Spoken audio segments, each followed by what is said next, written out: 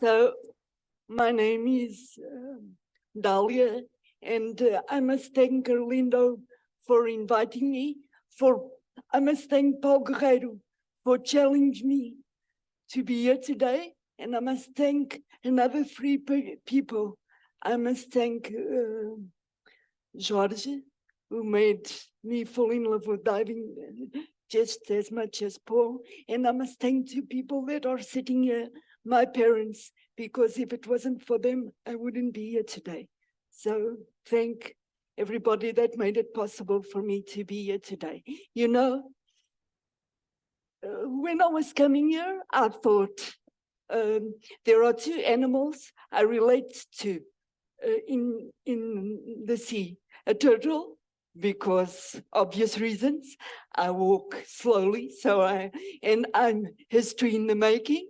And I relate to octopus because I'm curious, but now I relate to sardines. And do you know why? Because I more or less feel like a sardines in the middle of sharks. I know absolutely nothing or little compared to all of you that are sitting there about diving.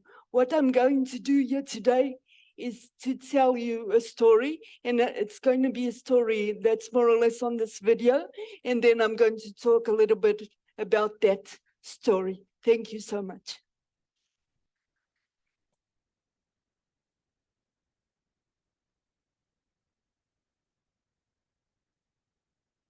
Complete darkness, for what seems like forever. We have all done it.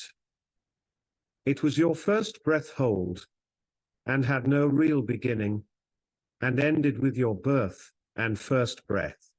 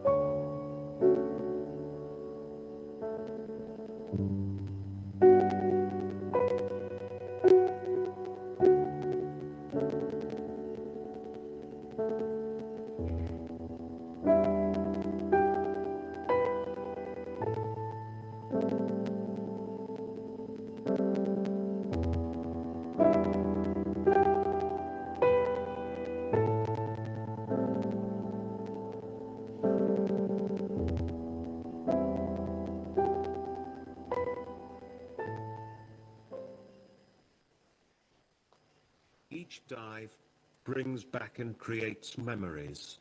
But, furthermore, it makes me fall in.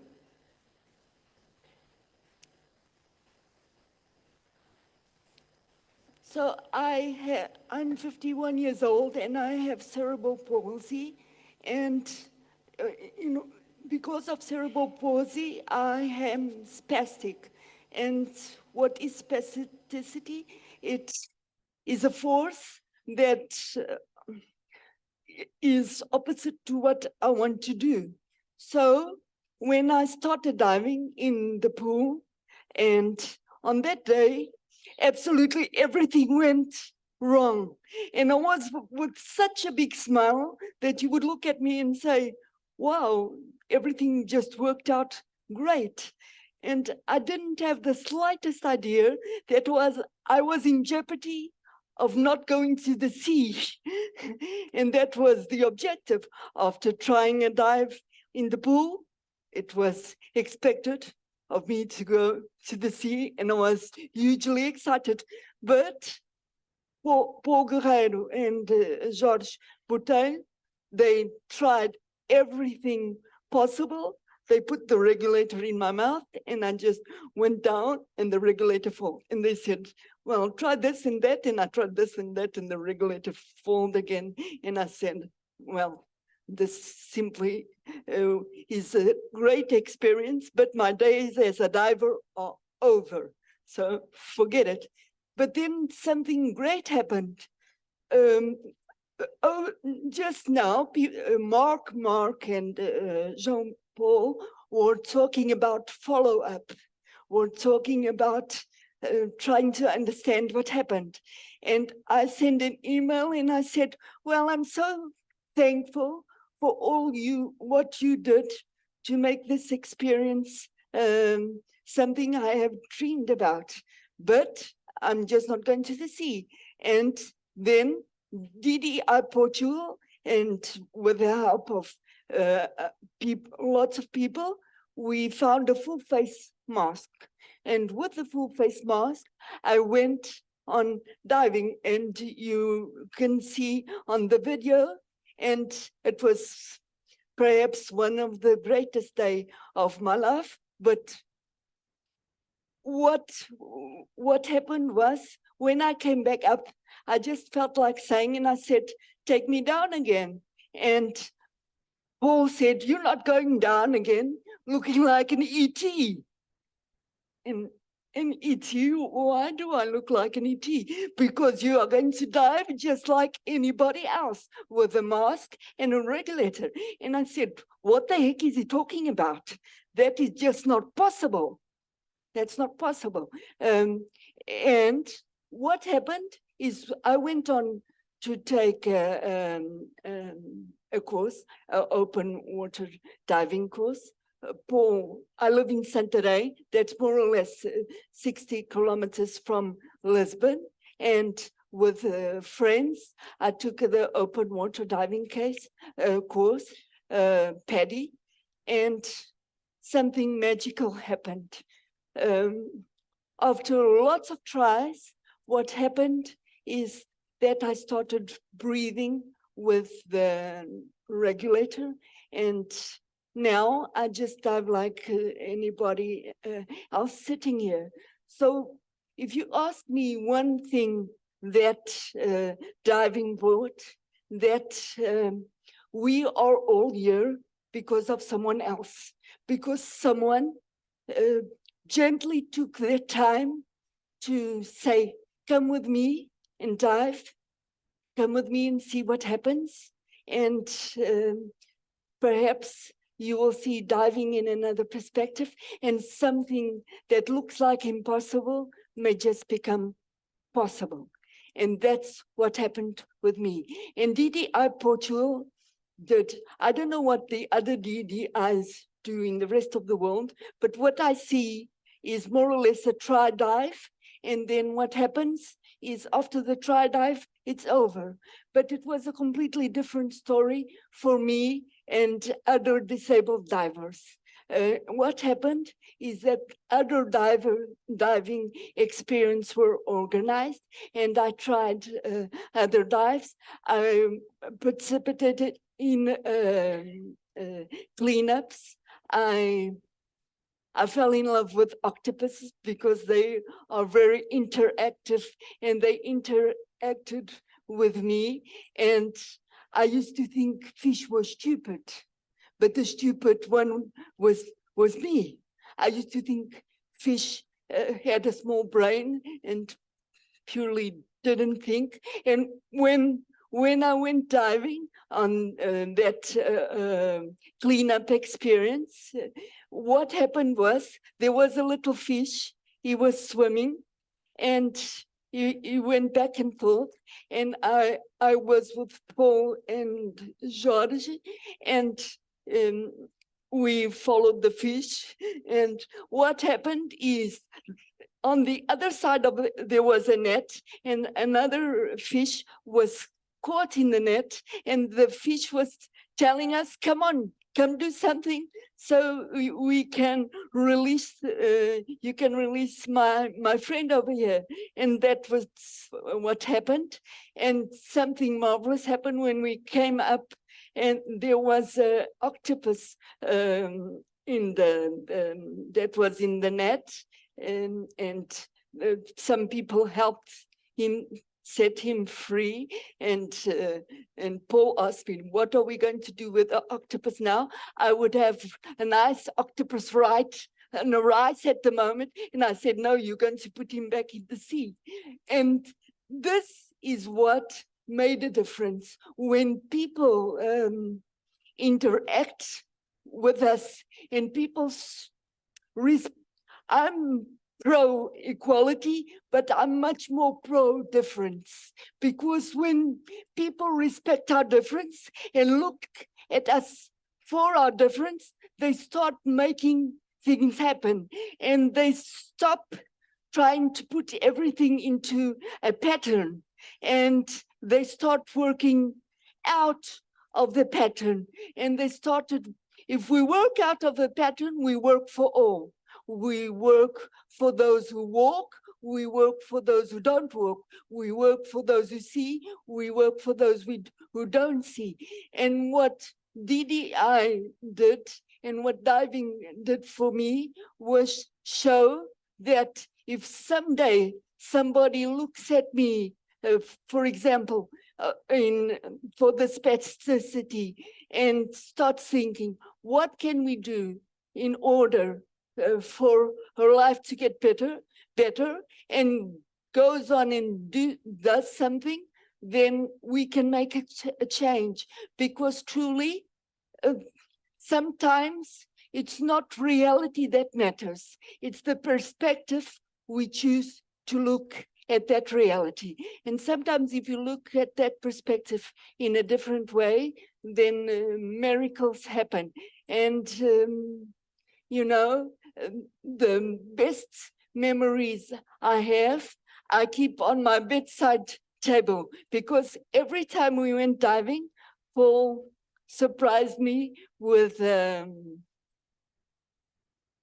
now a shell, and they are all in my bedside table. You fellows have probably hundreds of dives, thousands of dives. I have 13 to count, but each and every one of them is such a great memory. You know why? Because I'm just one hell of a lucky girl. Not because I dive, because I found people who care. People who truly said, come, let's try and make it happen. And they didn't foresee the problem. They foresaw a strange situation, and they went up and tried to find solutions. And then what happened is that solution was transformed from solutions to other people. I have a friend, Anna Gago, who doesn't have a leg, and she more or less looked like a turtle. Here we are again with turtles, and she belly up because there was a difference of weight. And what happened was DDI instructors, they went on, and Paul, they looked for a solution, and now Anna has an open water diving course and the advanced, and she dives just like a normal diver. And if we think everybody can do this, no, we can't. I have dived with ETs, extraterrestrials. I'm telling you, people who took me diving upright. And what I saw was water, water, and water. Thank God Paul was there, and he pushed me down. He just had a big laugh when I came up, and I said, you're never going to take me diving with ETs again. Okay, it's the last experience I have. What am I trying to tell you? I'm trying to tell you that The behavioral part is very, very, very important. The follow-up part is very important, but the technical part is very important as well. And you know something, it's important for us to know what we are able to do, but it's also very important for us to know this is not for me. This is not for me. So I stand my ground and I'm not going to try this, because if something goes wrong underwater, there may not be a second chance. So confidence and security are something very important. And my parents just watched me go underwater and they felt safe because they knew I was with people that took safety very seriously. And DDI, Disabled Divers International in Portugal, went up and trained a lot of divers to be able to dive with people like me and to certify centers to be adaptable and able to receive people with wheelchairs and other different disabilities. So this is my story. And integration, we talk a lot about integration, but then when we go and see in the practical side of things, it doesn't happen. You know why? Because it takes work. It takes dedication. It takes huge courage to fail. And failure is not well accepted. Come on, if we don't fail, we don't get it right. When we are babies, and that's why I started my presentation like I did, when we are babies, we learn how to walk and we fail. And because our parents give us the possibility to fail, we learn how to walk. So why look at the failure as something horrible, as something negative, as something to put aside? Thank you for all of you who have the courage to fail. Because I would be a failure, a biological failure. And I'm not. I just came up in a different form. And that's very fine. You know why? Because we are all different in this room. Thank you very much.